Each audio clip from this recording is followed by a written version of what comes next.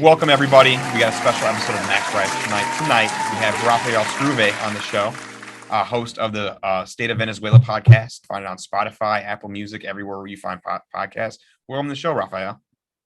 Thank you. Thanks so much for having me, Max.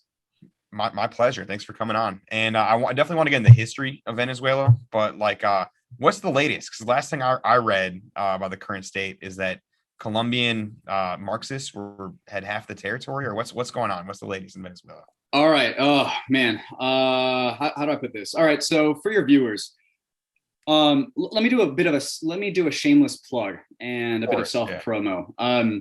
So this State of Venezuela podcast that I do, part of the reason why I do it is because my background is in foreign affairs.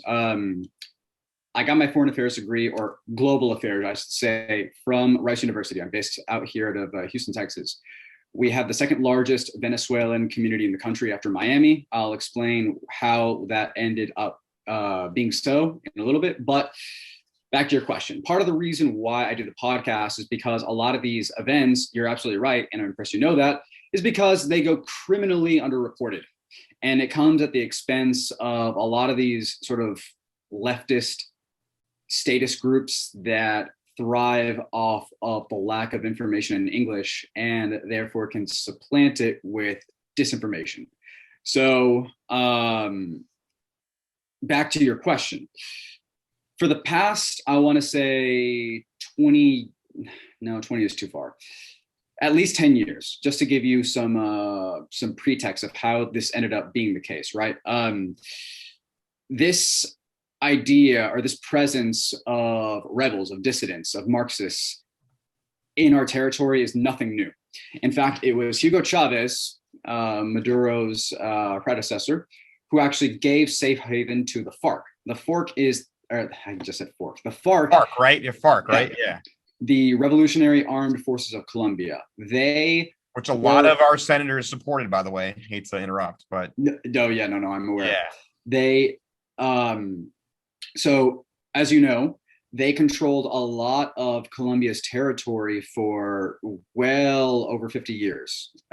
So that all came to a screeching halt back in 2016 when the administration of Juan Manuel Santos signed a peace treaty with the FARC, essentially making them a political party. So making them a legal entity within the just the inner workings of Colombian politics. That didn't sit well with a lot of these or some of these individuals who wanted to continue making their bones off of illicit activities, be it drug trafficking, extortion, kidnapping, you name it. So where else to continue that work than Venezuela? So some of them were already operating, as I mentioned earlier, under Hugo Chavez. And they, under Maduro, it's been interesting because he has been giving the green light to both them and to another Marxist rebel group called the ELN. The ELN is sort of like a rival group of the FARC, and they both operate in Venezuelan territory, mostly along the border. So what does that happen? Basically, they are fighting for territory. These FARC rebel groups, I think it's Unit 10 is what they're called. So Unit 10 is working against the rest of the FARC network to nestle themselves within the southern state of Apure is what it's called. And the Venezuelan armed forces, they're not doing this out of like some sort of, let's say, operation to rescue the sovereignty of their beloved land. That's not what's happening. It's just they need to clear up the path so that friendlier groups, let's say, are able to operate within that area. So it has resulted in about a couple dozen soldiers on the Venezuela side that have been killed. And this has been really, really heavy gunfire, really heavy stuff, right? So we're talking helicopters, K-2 bombers, and the people that are caught in the crossfire are people who have stayed in Venezuela. Like it's a very, very, it's an area that has very low population density. So it's mostly farmers, peasants, and they were sort of blindsided with this sort of thing. So they've had to cross the river into Arauquita. Arauquita is a town across the Arauca River that separates Colombia and Venezuela. And within the first couple of weeks when this was happening, 5,000 people from that specific area fled. And since then, they've been fleeing in droves. And here's the problem. Well, there are really two major takeaways with this, right? Number one is that there's no official communication going on between the Venezuelan regime and the Colombian government, because the regime of Nicolas Maduro is not recognized by the Colombian government. They actually recognize the de jure interim president, Juan Guaido, as well as 59 other countries, but we'll get into that later. So that's the first bit that sort of makes this problematic, because until there's any sort of communication, there's no way that this resolves. It seems like it's a soft takeover at that point. Oh yeah. Oh my goodness. Yeah. Yeah. Even the New York Times, to their credit, picked up on this story, and they highlighted the state of lawlessness that has become so pervasive in Venezuela. We're talking all these different terrorist organizations, groups, criminal gangs that have. Because aren't they de facto security?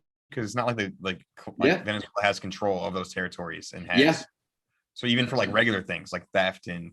Yeah, that's absolutely right. So Yeah. some of them operate as vigilante groups, and some of the people that live in that area actually enjoy the fact that they have that presence there, because they are sort of like like you mentioned correctly, a de facto security operation. So it provides some sense of balance in terms of law and order, Like better than before. Like this is not what we wish for, but at least we have something. Kind yes of. and like, yeah, I'm not saying it's ideal, but like yes and no. Is that why there's not like resistance towards? Because it seems like they're kind of like there isn't too much fighting going on. Like they're just kind of taking over because there's a vacuum. Yeah, I mean, well, there's a reason for that. And it kind of goes back to the, it's a good segue into the second part that I was going to point out. This only exacerbates the number of Venezuelans that have left the country. In the past 6 years, about 5.4 to 5, last I checked, million Venezuelans have left the country. So if that doesn't change, according to the IMF, by 2023, that number will have risen to 10 million. So that's 1/3 of the entire Venezuelan populace. And one of the reasons, of course, is the lack of security, the lack of food, the hyperinflation. I mean, we have the highest rate of hyperinflation in the world, but also the fact that there's no way to defend yourself. There's no Second Amendment equivalent in Venezuela, all the contrary. So someone robs you and there's no one to call. You can't defend yourself and there's no one to call. I mean, you can call the police, but whether or not you're actually going to get the case resolved is a completely different story, because in a lot of cases, the cops are struggling financially just as much as you are. So you either need to pay them off to expedite the case, or you can pay them off to basically turn the cold shoulder, to look the other way.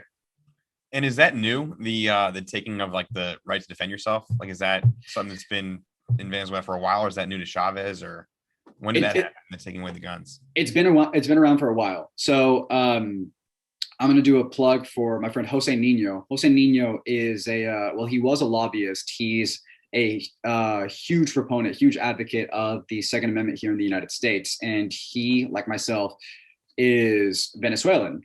I had him on the podcast, and he went into detail about exactly what is the history of gun rights in Venezuela. The long and short of it is that we've never really had explicit rights for gun ownership among the Venezuelan populace, but it did worsen under Hugo Chavez, and I would argue that sort of laid the groundwork for him and for, I guess, the crony establishment that he built and his successor after him to be able to infringe on the rights of Venezuelans, because there's literally no way to defend themselves. I mean, if you look at some of the protests that were going on in 2019, the uglier ones in 2014, 2017, you look at how people defended themselves. I mean, shields, like flash grenades, I think was maybe the deadliest use of force on behalf of the protesters. And when you have an exceptionally armed police force working in tandem with vigilantes who are given safe haven by the regime and armed forces, all of which have guns that are imported from China, imported from Russia. So we're talking, really, really top-notch, grade A quality stuff, it's no contest. So that's part of the reason why they leave. They just feel like there's literally no way to effectively mount an uprising or anything of the sort. What's been the level of violence from the paramilitary forces and the Venezuelan military? Has it been has there been, is it genocide level, or what level almost? So let's put it this way. The United Nations, which we know is I don't know, the fact that they call not my favorite organization. Yeah. I'll put it this way. I'll tell you this. I'll lay the foundation, if you will, with this pattern, this fact pattern, and then the audience can judge for itself. In 2019, the United Nations Human Rights Council embarked on a fact-finding mission in Venezuela to figure out whether or not there were credible instances of crimes against humanity committed against the Venezuelan people. A year later, they concluded that that absolutely was the case. Again, even the UN says so. Even the UN says so. Turned their eye on so many different human rights violations. Wow. Yeah, they've turned their eye on so many different human rights violations. You're absolutely correct. So we're talking, everything that you can think of, instances of torture, extrajudicial killings. And when you actually look at the report itself, some of the instances are so graphic, so graphic that I'll spare you guys the details. But basically, they're taking political prisoners, journalists, rebels, people who try to disband from the military and try to foment an uprising. They're taken into prisons. There's actually a prison in Caracas. It's called the Helicoide.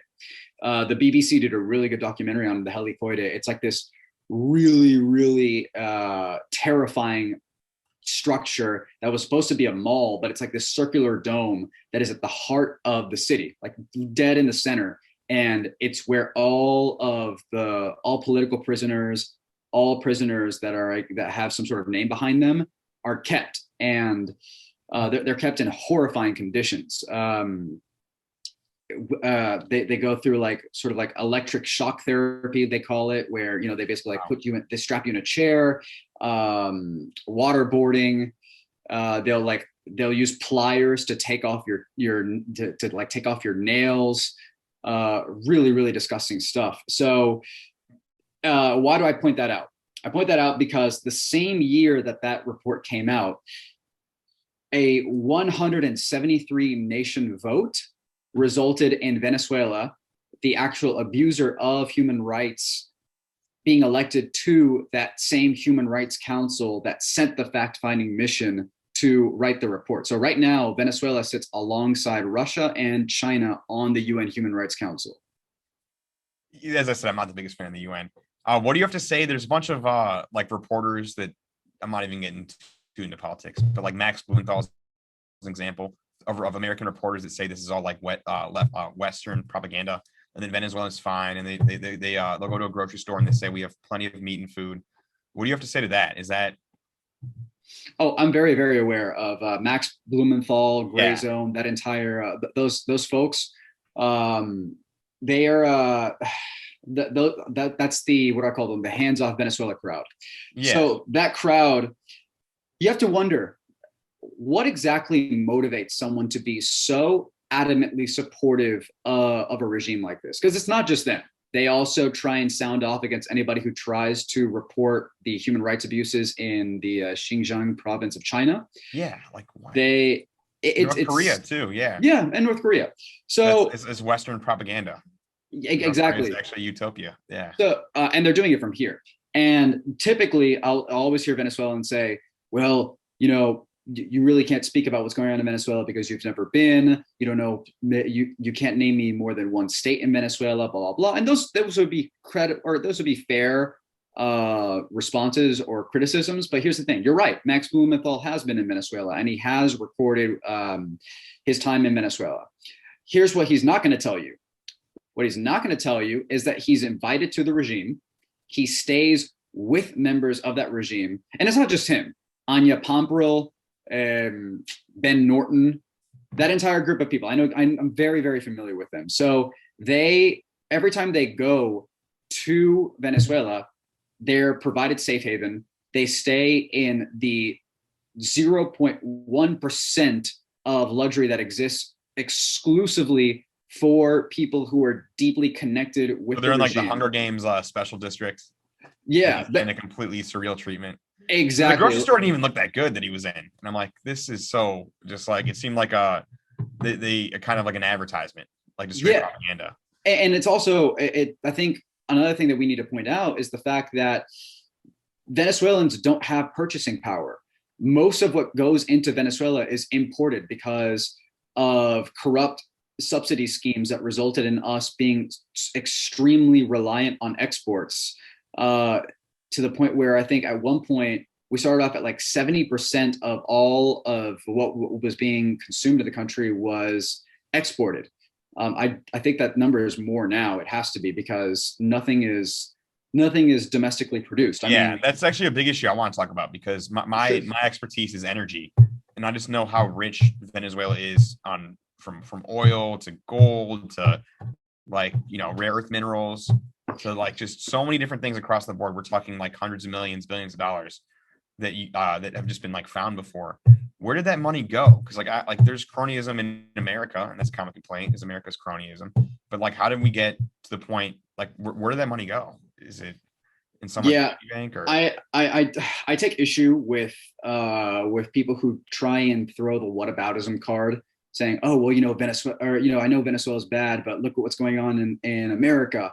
Yeah, I don't think people realize how high of a standard of living we have in our country being the United States. Venezuela is dead last on the Economic Freedom Index. It's at the very top of Steve Hanke, who's a remarkable professor who focuses on wealth inequality and disparities across the world. On his misery index, Venezuela has been on the very top 5 years running. wow. There's basically we have the fourth most serious food crisis in the world. So Venezuelans are losing at an average 10 to 20 pounds because there's just not enough food to eat. Let's talk about cronyism. You mentioned, yeah, there's cronyism, but you're not seeing people at the rate that we are in Venezuela dying on the street, scavenging for food because they cannot get it anywhere else. The money that you mentioned earlier, a lot of that money goes into usually a lot of it is from kickbacks, from really, really shady deals that are done with between the state enterprises, because everything is expropriated essentially by the state, and foreign entities, because only the government is allowed to greenlight what foreign entities do business in Venezuela. So when that happens, or at least the ones that work en masse, right? So you can't have manufacturers of XYZ unless it's explicitly given the green light by the government. So all of that money, in order to allow that to happen, kickbacks, contracts that aren't fulfilled, go into bank accounts, whether they're in Andorra, in Liechtenstein, Spain, Florida, even Texas. I don't know if you're familiar with the FinCEN files. Basically, it was like a smaller version of the Panama Papers.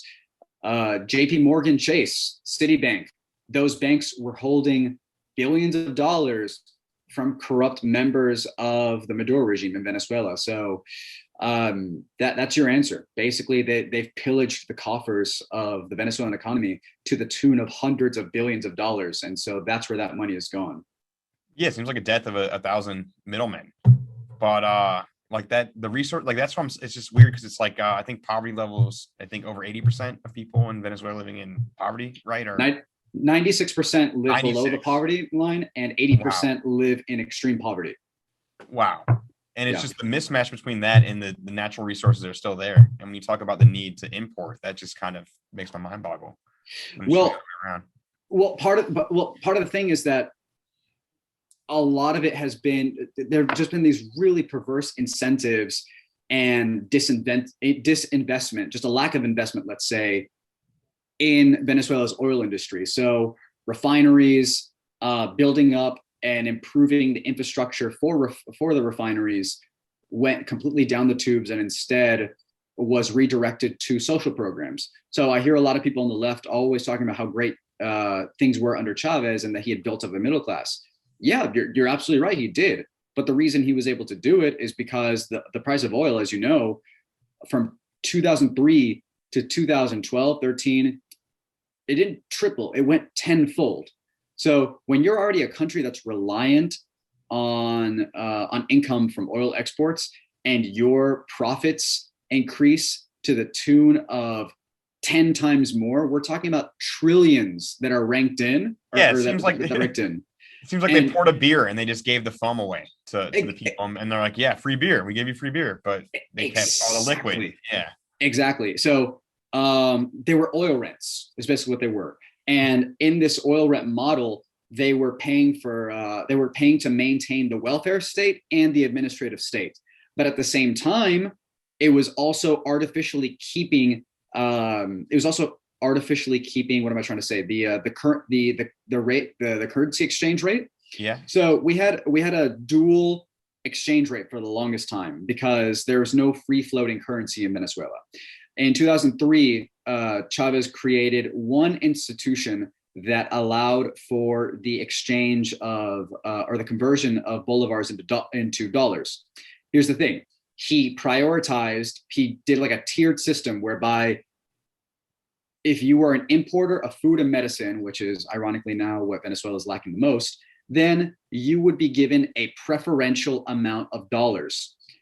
But again, we go back to that perverse incentive structure whereby if you just give people kickbacks, if you know somebody that works at this what am I trying to say, institution, then they'll basically green light whatever or however many dollars you want to buy at an extremely preferential and advantageous exchange rate. So what happens to the amount of people that aren't given that access? They need dollars too, right? So they open up a black market for those dollars. So we have sort of like this dual exchange rate. One of them represents the real demand for dollars, and the other one represents an artificially maintained exchange rate, but it was maintained because of the fact that it was pegged to the price of oil. So basically, the middle class benefited, the upper class benefited, and the lower class benefited. So as long as those oil rents kept flowing, everybody was happy. So it was like prom night, basically, for all of Venezuela.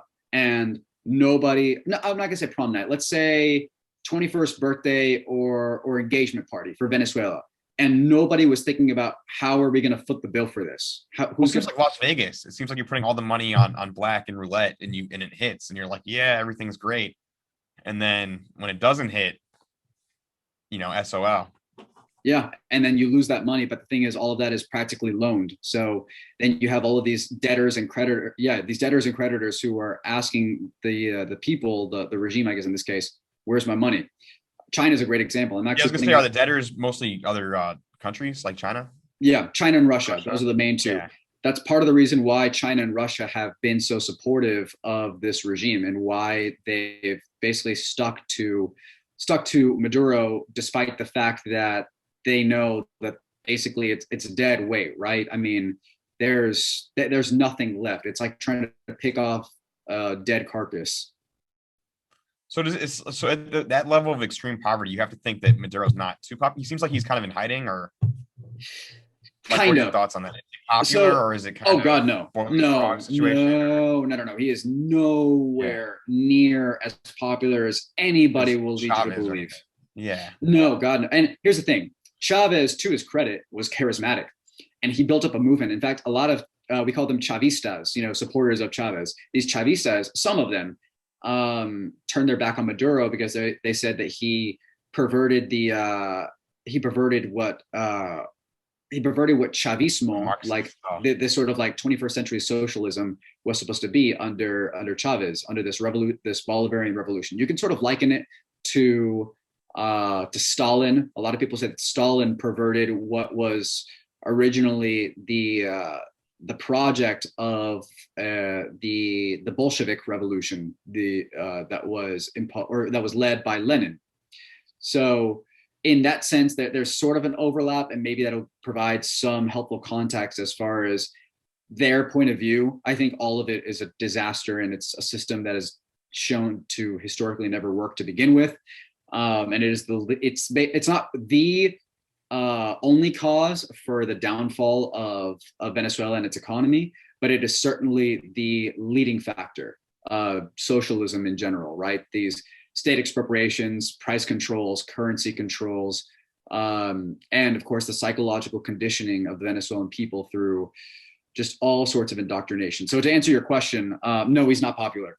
But here's the problem: when you have a population that has no access, the vast majority has no access to basic necessities like food and water, or even COVID vaccines, who else can you turn to?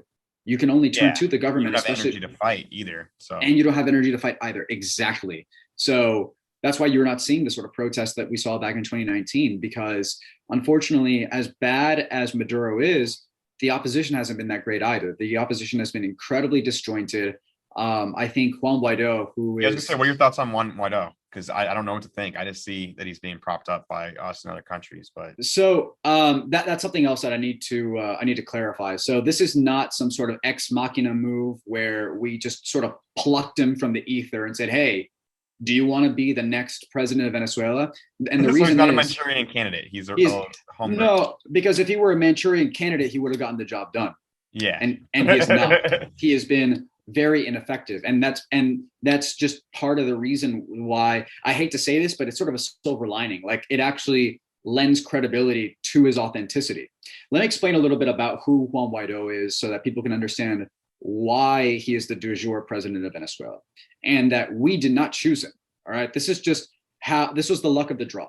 So Juan Guaido is a politician from the political party Popular Will. That's what it is in English. Right now, there are four main political parties in the opposition that I guess are really worth taking a look at, right? And one of them is Popular Will. So Popular Will, I would say, has been leading the charge against the Maduro regime, has been sort of leading the pack in the opposition, them, and then another one called Justice First.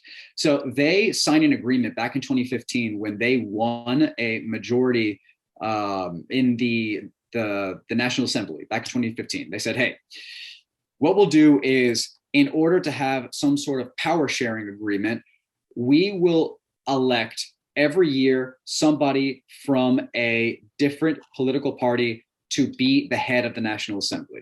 So the year before, in 2018, it was the turn of Justice First. So it was a guy from there, and he took up the mantle for Justice First. And they were able to do it because, again, they had the opposition had the majority in the National Assembly, which until recently was the only democratic institution in the country. I'll explain later what happened, but basically that's not the case anymore. So in 2019, what ends up happening is it's Juan Guaido's turn.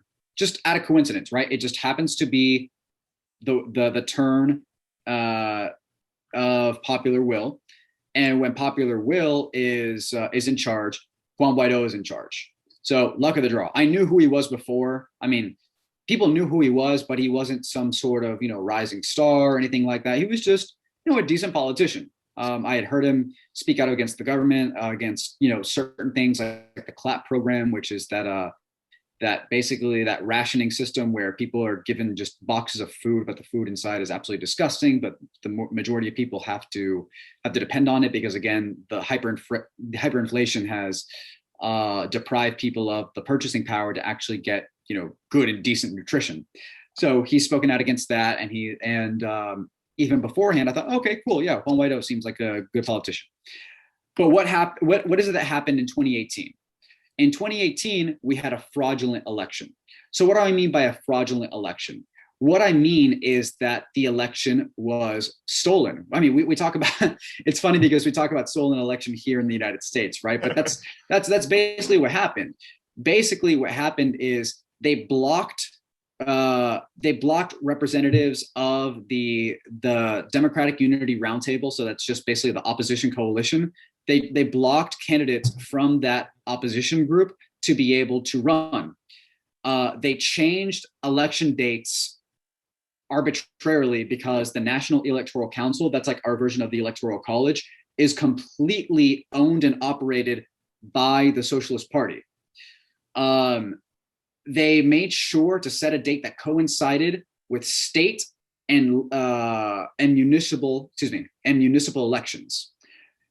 Not only that, but they had these things called red checkpoints. These red checkpoints were set up near polling stations for people to add points to their fatherland cards. The fatherland card is a national ID that also functions as a smart card. It was built by ZTE, which, as you know, is a Chinese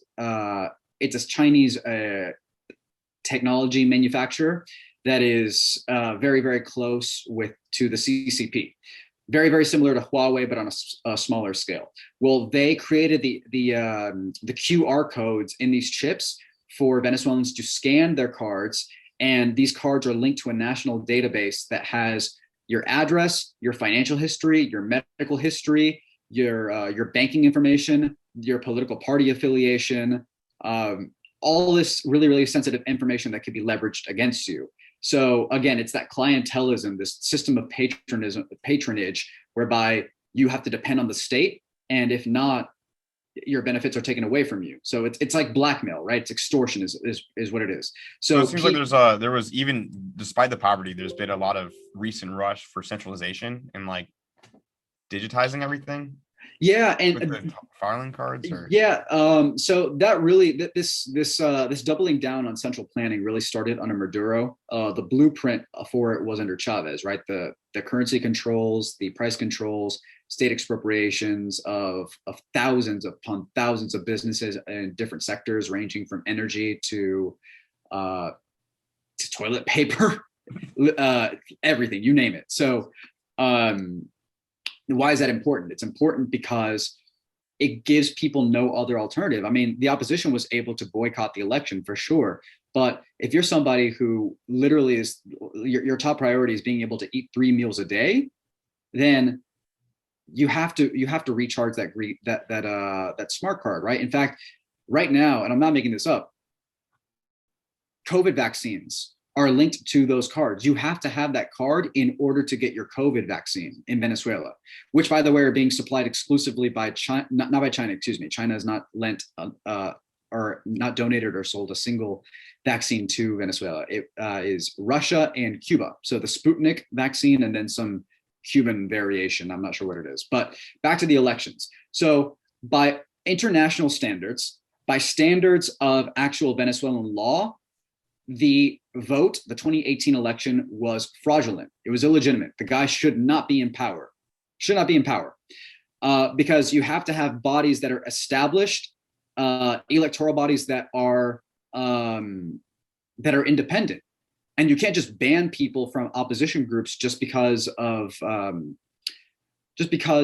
they decide that they are they're against the regime, right? So I know I'm kind of going on a ramble here, but I want to read to you, if I could. I think this will really, really help you guys sort of understand and put into American context why Juan Guaido is the president of Venezuela right now. So, and I think it's important because I know that there are people on the right that unfortunately get some of their foreign policy news from like the Russia Todays of the world, and I'm here to tell you, like, look, I'm as right wing as they come. Trust me. I'm an evangelizer of the free market specifically because I'm a byproduct of the disasters of socialism. Trust me, it does not work. I can tell you firsthand. But here's the problem, though. That comes with a need to have some nuance in foreign policy, right? And unfortunately, I'm not saying that this happens exclusively on the right, because the left, a lot of them are apologists for the Maduro regime. That's why they've been so silent on all the human rights abuses committed in Venezuela. Although, to be fair, Biden has called Maduro a dictator. I don't know if he'll go anywhere beyond that. Does he remember it? Yeah, I don't know. I'm just kidding. Yeah. We'll have to wait and see, right? That's why Venezuelans overwhelmingly voted for Trump back in the 2020 elections. I think over 70% of Venezuelans voted for President Trump. and Well, it it's kind of seems like a because scary movie to come, like as you said. I think 5 million so far have left Venezuela. To yeah, leave Venezuela and then go to a new land and then see the thing that turned your place that you love into actual garbage. yeah, Really exactly. socialism. It seems Yeah, like a scary movie. Yeah, exactly. We're not going to vote for what we fled. That'd be counterintuitive.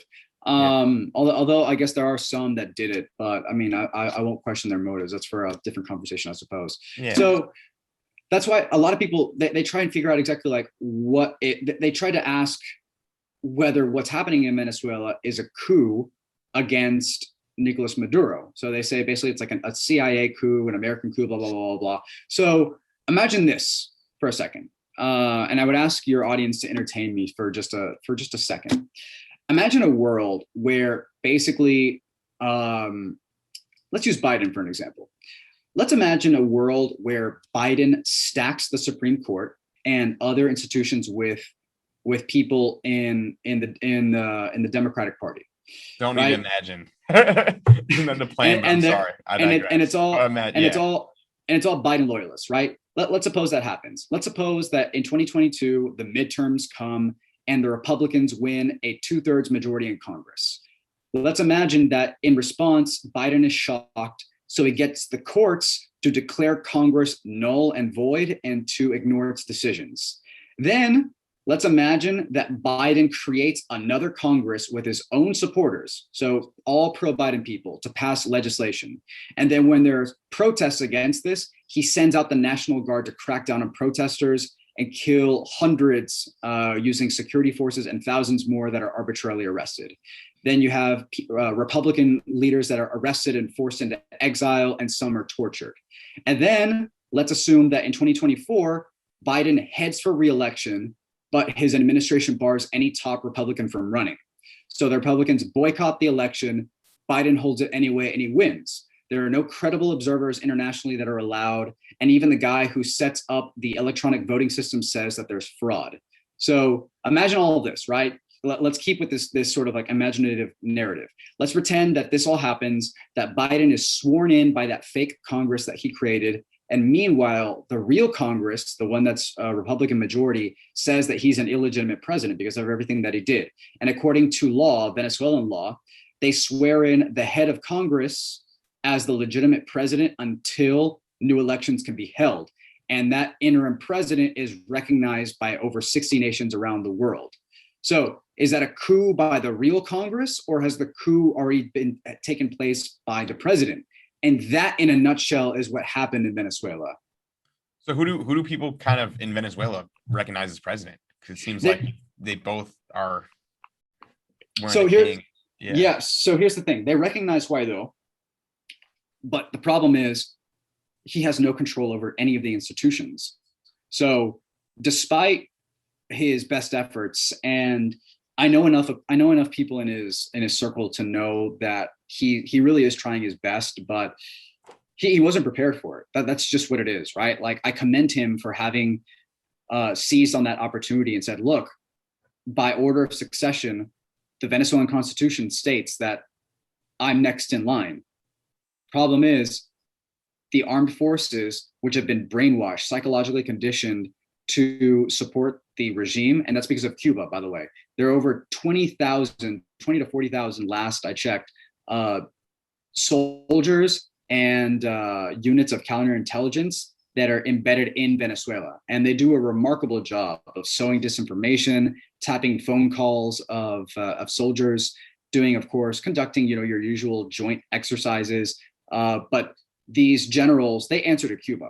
A lot of people don't know this, but basically the reason is because Cuba's it's essentially and existentially dependent on Venezuela, but it has so much sway over the intelligence apparatus that nothing goes over the heads of the Cubans.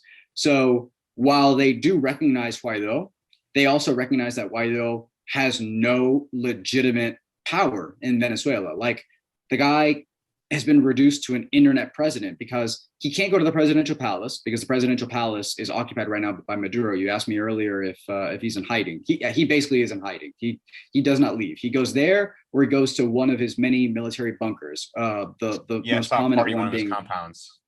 Yeah, the Yeah. Fuerte Tiuna compound is the best example of that. So yeah, the guy is not popular at all, but Guaido also is not popular. If you go, a lot of people just like, I would just recommend to do two things. Like, number one, talk to a Venezuelan, because I mean, there are 5.5 million of us around the world now. So we can tell you firsthand what's going on. And two, if you go to the Facebook or the Instagram of both Maduro and of Guaido, this is what you'll find. You'll find that Maduro always limits his comments so that people who are not friendly to the regime can like it and comment. And every now and then you'll see like slip people who will go in and they'll ask for like help. They'll basically like damn him to hell. But then you look at Guaido and you go to his page, and everybody was just so overly enthusiastic about him at first.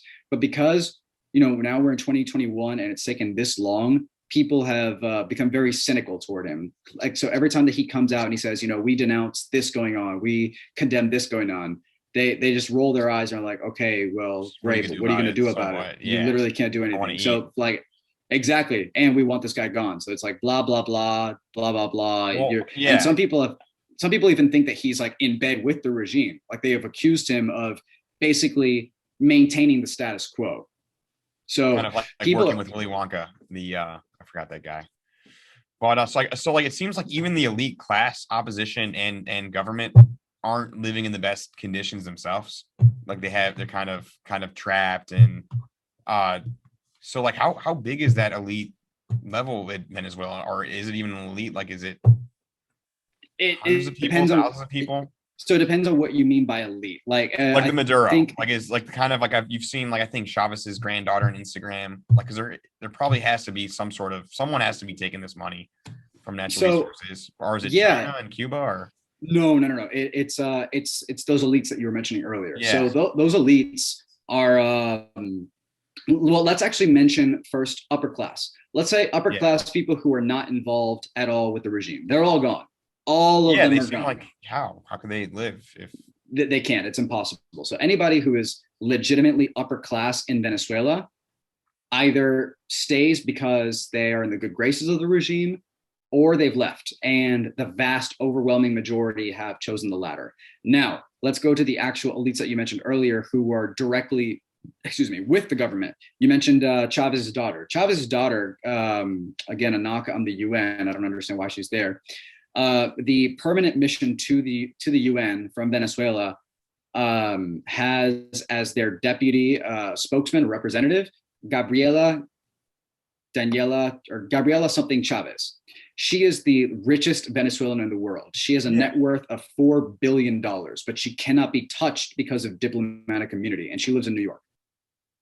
Lives in New York. There we go. But in Venezuela, is there like a class of like really rich, kind of like King Louis types, or are they all kind of like in hiding on compounds? Because it seems like it's really on edge. Or... Yeah, they're basically all. Well, I wouldn't say on. It also seems like China and Cuba kind of got over on Venezuela, and a lot of these deals kind of were one-sided in the other direction. So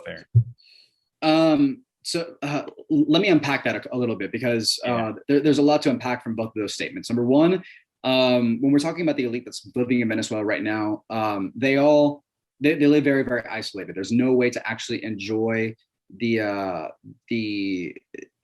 I would say the sort of opulence that they have been able to disproportionately sway in their favor. So a lot of the elites are worth hundreds of millions of dollars, tens of millions to hundreds of millions of dollars. Those are the ones that I mentioned earlier that have bank accounts in Switzerland, in Andorra. Andorra is a really, really big one.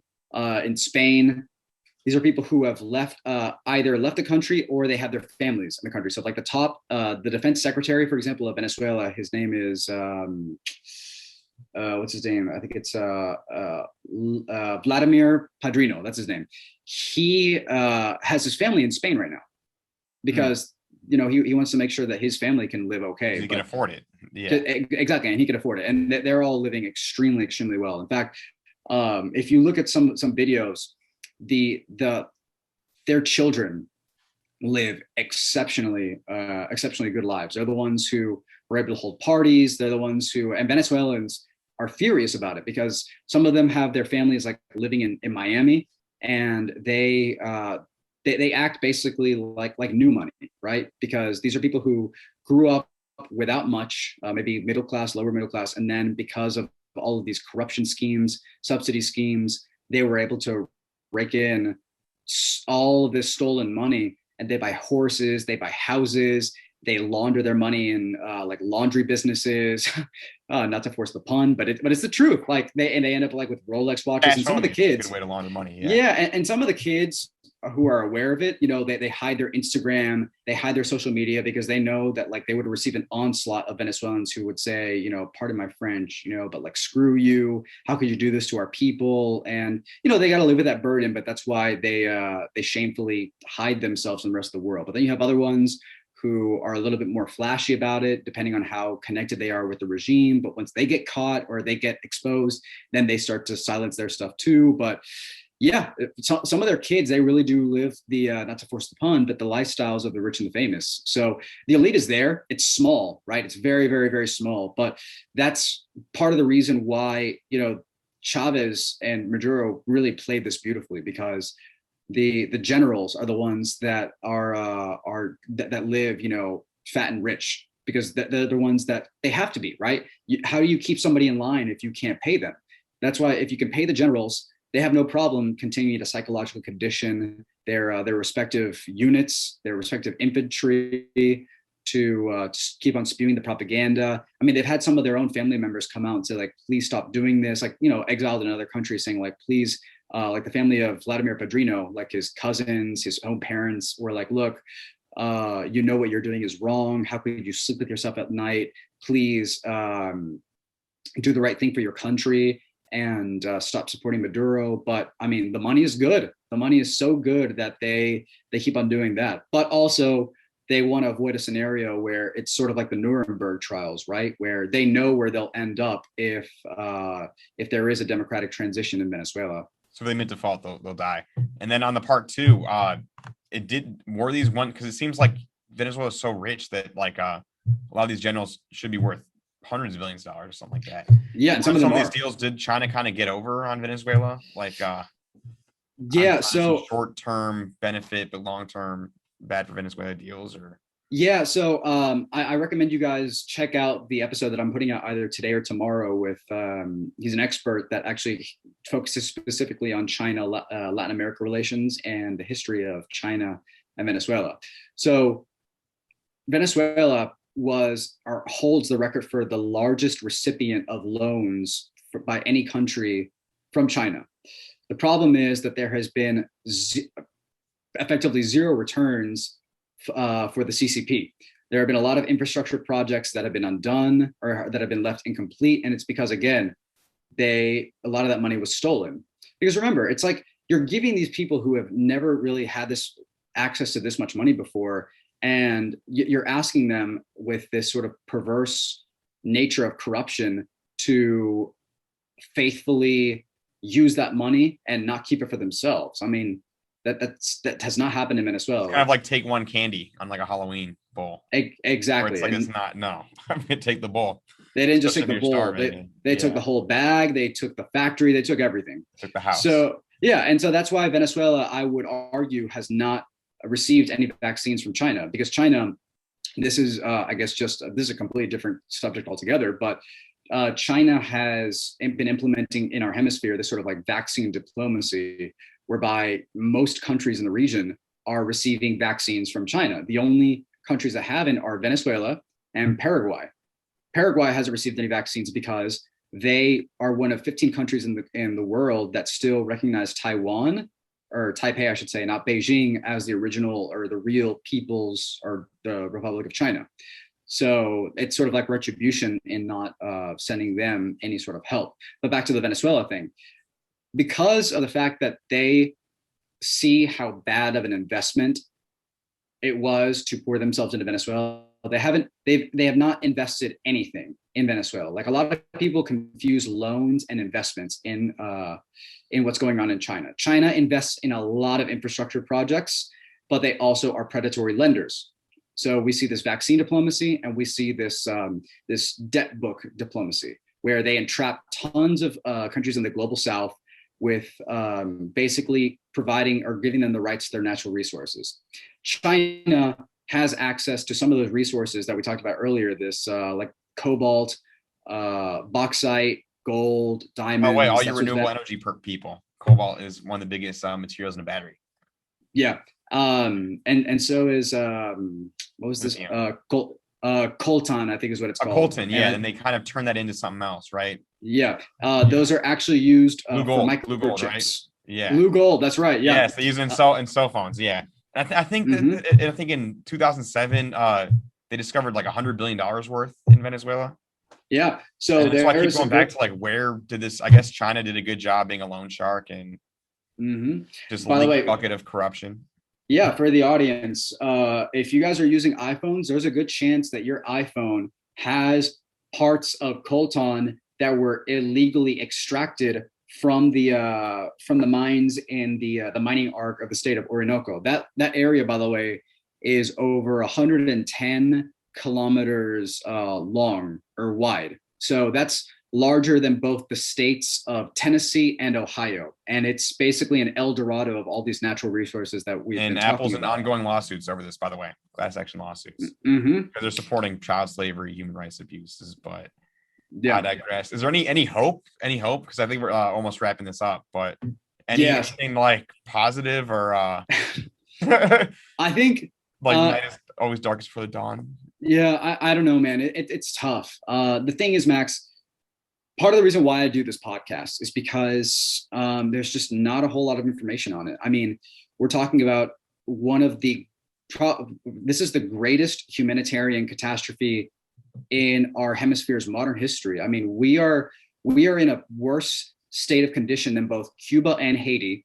We're about to surpass Syria in migration numbers, and we're not even going through a civil war. There's a state of lawlessness. And when we talk about national security threats here in the United States, be it China, Russia, Iran, all three of them are operating in various capacities in Venezuela, right at our doorstep. So the fact that this doesn't really get the sort of exposure that it deserves, I would say, requires that ground to be made up for. You So know, I've never I've definitely just have never encountered Venezuela in the news just randomly. Always have to be seeking out, and even when it's in the New York Times, it's not on the front page. yeah, You it's gotta unfortunate. I think flip through. Yeah. it needs to be contextualized in a way where people can sort of be drawn in. So the international security front of it is really, really interesting, right? So I've spoken to people from China, from Russia, from Cuba, from Iran about this sort of thing, and they're interested because they're like, well, our destinies are very much intertwined because they're all playing from the same playbook. I mean, these regimes keep one another alive, and part of it is their ability to lie and to spread disinformation. That's their center of gravity. That's really what it is. So So information is kind of the hope, because like I definitely think there is kind of, if people knew, there would be so much outrage. yeah, I mean, think about But it. this just this rich nation, this like rich in history, rich in resources, is in such poverty Yeah, due I to mean, man-made. we had a higher GDP than the UK in the 1950s. So in one generation's time, we've gone from that to the poorest nation in the hemisphere and one of the poorest in the world. So yeah, I would say the first step in solving any problem is recognizing that there is one. And that's why I would take what people say about Venezuela, even me, if you need to. If you need to fact check me, do it. Talk to other Venezuelans and see if I'm wrong, but do not listen to people like Max Blumenthal, like Ben Norton, like Anya Pompril, like Russia Today. Russia Today, by the way, is it's an outlet for the Kremlin. So the Kremlin is the loudest supporter of Maduro. Putin has been probably the loudest ally of Maduro. So it's of course they're going to try and shield them from any of the things that we're talking about today. And they do a really good job of it. I mean, think about what we're talking about now. So I constantly run into these sorts of like, oh, well, this is all the CIA's fault, or oh, even when Trump was around. But Patriarchy, yeah, all this. it makes no sense. If Trump was a Russian puppet, but then they're on opposite ends in Venezuela, does that mean that the Russians are fighting the Russians in Venezuela, or the Americans are fighting the Americans in Venezuela, or what? You know what I mean? Like, that's why it's so important to have these sort Well, of that's why, like yeah, the just information is so important because I think people kind of just see the headlines and service level, and the headlines often contradict each other, as you said. It's like, exactly. And then so Russian's the spy, or is he anti? Like, you know, it's important to and, just kind of dig deep. and I'll end on this note. It's important also to really emphasize the lens with which to view the Venezuelan problem. This is no longer an ideological issue. This is democracy versus authoritarianism. I mean, I have friends of mine who are now even on the left who recognize what's going on. I mean, we can talk about what we should do afterwards, but the status quo cannot remain the way it is for much longer because, like I said, it's going to turn into 10 million people and there's going to be a spillover effect. Colombia, Brazil, all these countries that are around Venezuela, they're going to want some sort of solution and they can't do it alone. Venezuela certainly can't do it alone. So I'm not saying that the United States should go in tomorrow, but we certainly should support any sort of effort that is internal or in the regime or in the region to really try and pick up the pace and not allow this to fester, because then it's going to be a safe haven for all the types of people that we don't want literally on our doorstep. Agreed. And not controversially, listen to the State of Venezuela podcast, people, to at least just stay informed. So you could have the either to challenge your beliefs or have ammunition to back up the beliefs you already have. So thank you so much, Rafael Struve, State of Venezuela podcast, Spotify, Apple Podcasts, everywhere you get podcasts. Thank you so much. Had a blast. And Likewise, man. hope have you back on when things get better or worse. Hopefully better. Yeah. Because Yeah, it is a absolutely. humanitarian crisis. Yeah, would be happy to, man. Thanks so much for having me. Absolutely. Thank you so much.